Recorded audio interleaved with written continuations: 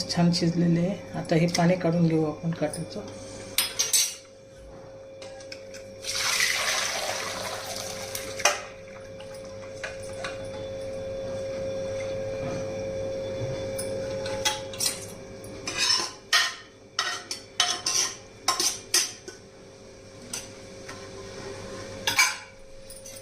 हे सगळं पाणी काढलेलं आहे आपण आता.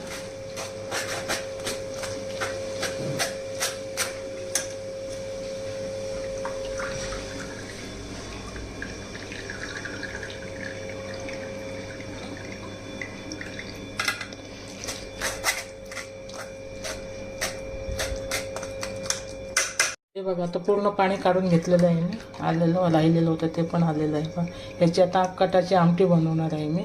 आता आपण पुरण शिजवायचं. हे बघा मी आता गूळ पावडर घेणार आहे. रुची अन्नाची पितांबरीची छान असते.